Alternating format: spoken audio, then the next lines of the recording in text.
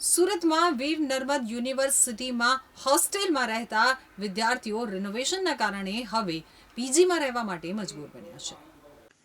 સુરતની વીર નર્મદ દક્ષિણ ગુજરાત યુનિવર્સિટી ખાતે આવેલી હોસ્ટેલના રિનોવેશનને કારણે પ્રવેશ પ્રક્રિયા અટકાવી દેવાતા ટ્રાઇબલ વિસ્તારના વિદ્યાર્થીઓ ચિંતામાં મુકાયા છે.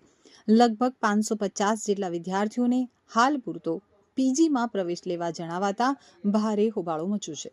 અખિલ ભારતીય વિદ્યાર્થી પરિષદ દ્વારા યુનિવર્સિટી કેમ્પસ ખાતે ભારે વિરોધ પ્રદર્શન કરવામાં આવ્યા છે. વિદ્યાર્થીઓનો મુખ્ય વાંધો પીજીના ઊંચા ભાડાને લઈને છે. હોસ્ટેલનું માસિક ભાડું માત્ર 3600 રૂપિયા છે, જ્યારે પીજીનું ભાડું 8000 થી 9000 જેટલું છે. આ આર્થિક બોજ ટ્રાઇબલ અને ગ્રામીણ વિસ્તારના ગરીબ વિદ્યાર્થીઓ માટે અસહ્ય બની રહ્યો છે.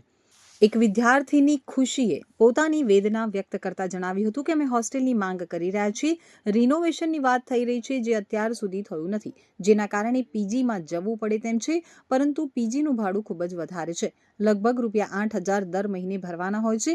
હું ભરૂચથી આવું છું, જેના કારણે ટ્રાવેલિંગમાં ખૂબ જ સમસ્યા થઈ રહી છે.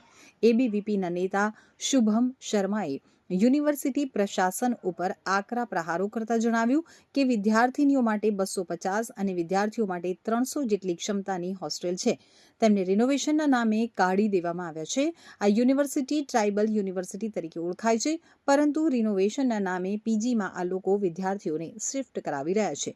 વિદ્યાર્થીઓને 8 થી 10,000 રૂપિયા ભરવા પડી રહ્યા છે, જેના કારણે એડમિશન કેન્સલ થઈ રહ્યા છે. જો એડમિશન નહીં આપવામાં આવે તો અખિલ ભારતીય વિદ્યાર્થી પરિષદ આવનારા 48 કલાકમાં ઉગ્ર આંદોલન કરશે. એબીવીપી દ્વારા યુનિવર્સિટી પ્રશાસન સમક્ષ માંગણી કરવામાં આવી છે કે યુનિવર્સિટી પોતે જ વિદ્યાર્થીઓને પીજીની વ્યવસ્થા કરી આપે, અથવા તો વેકેશનના સમયગાળા દરમિયાન હોસ્ટેલનું રિનોવેશન કરવામાં આવે. તો એબીવીપીએ 48 કલાકમાં માંગણીઓ નહીં સ્વીકારાય તો ઉગ્ર આંદોલનની અને હોસ્ટેલ ખાલી કરવામાં આવશે તો તમામ સામાન યુનિવર્સિટીની ઓફિસમાં લઈ આવવાની ચીમકી ઉચ્ચારી છે. ભારે વિરોધ અને આંદોલનની ચીમકી બાદ યુનિવર્સિટી વીસી કિશોરસિંહ ચાવડાએ જણાવ્યું હતું કે 50 વિદ્યાર્થીનીઓ અને 128 જેટલા વિદ્યાર્થીઓને હોસ્ટેલના જે બ્લોકમાં રિનોવેશનની કામગીરી નથી ચાલી રહી ત્યાં શિફ્ટ કરવામાં આવશે.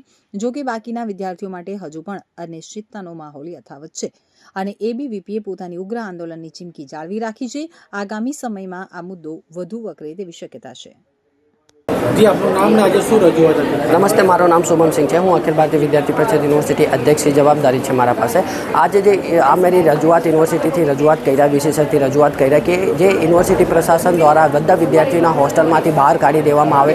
માનો બહેનોના હોસ્ટેલમાં 250 જેટલા બહેનોના હોસ્ટેલમાંથી બહાર કરી દેવામાં આવે અને ભાઈઓના 300 જેટલા ભાઈઓના હોસ્ટેલમાંથી બહાર કરી દેવામાં આવે. આ આપણી યુનિવર્સિટી ટ્રાઇબલ યુનિવર્સિટી છે અને આપણે આખા ટ્રાઇબલ બેલ્ટમાં વિદ્યાર્થીઓના સપના હોય છે કે જ્યારે અમે ગ્રેજ્યુએશન પાસ કરીએ ત્યારે આપણે સાઉથ ગુજરાત વીર નર્મદ સાઉથ ગુજરાત યુનિવર્સિટીમાં એડમિશન લઈને પડીએ તો ત્યારે યુનિવર્સિટી પ્રશાસન દ્વારા એવું ફેસલા લેવામાં આવે છે વિદ્યાર્થીઓ એટલા કેપેબલ નથી કે તે 8,000 9,000 ફી ભરીને પીજીમાં રહી શકે, તો વિદ્યાર્થીઓના એડમિશન કેન્સલ કરાવવા માટે બીજો કોઈ ઓપ્શન નથી. તો અખિલ ભારતીય વિદ્યાર્થી પરિષદ આજે વીસીસરથી રજૂઆત કર્યા છે કે 48 કલાકમાં તમે આ વિદ્યાર્થીઓના પછી હોસ્ટેલમાં એડમિશન નહીં આપશો તો અમે ઉગ્રથી ઉગ્ર આંદોલન કરીશું આ મુદ્દે. જી સર, આજે જે રજૂઆત થઈ છે, કેટલા વિદ્યાર્થીઓ છે જેમને હોસ્ટેલની સુવિધા નથી મળી? આપણી વીર નર્મદ દક્ષિણ ગુજરાત યુનિવર્સિટીની અંદર જે અમારી બોયઝ અને ગર્લ્સની હોસ્ટેલો જે છે એ સરકારશ્રીની ગ્રાન્ટમાંથી એ રિપેરિંગમાં ગઈ હોવાથી જે વિદ્યાર્થીઓ સેમિસ્ટર 3માં અભ્યાસ કરતા હતા તેમાંથી કેટલાકને પ્રવેશ સ્થગિત કરવામાં આવ્યો હતો. પરંતુ આ અખિલ ભારતીય વિદ્યાર્થી પરિષદની સંગઠનની માંગણીને ધ્યાને લઈ હાલમાં જેટલામાં કામ ચાલુ છે એટલા વિદ્યાર્થીઓના પ્રવેશ સ્થગિત રાખીને જેમાં કામ નથી થયું એટલે કે બોયઝની અંદર કુલ 128 વિદ્યાર્થીઓ અને ગર્લ્સની અંદર કુલ 50 વિદ્યાર્થીનીઓને હાલની અંદર પ્રવેશ ફાળવવાનો નિર્ણય લેવામાં આવ્યો છે અને જેમ જેમ બાકીની રિપેર થતી જશે તેમ તેમ અન્ય વિદ્યાર્થીઓને પ્રવેશ ફાળવવાની કાર્યવાહી કરવામાં આવશે. સર, ટોટલ કેટલા વિદ્યાર્થીઓ હોસ્ટેલની સુવિધા માટે એપ્લિકેશન કર્યું છે અને કેટલી કેપેસિટી છે અત્યારે? સામાન્ય રીતે યુનિવર્સિટીની જે કેપેસિટી છે એ બોયઝની 300 અને ગર્લ્સની 300ની હોય છે.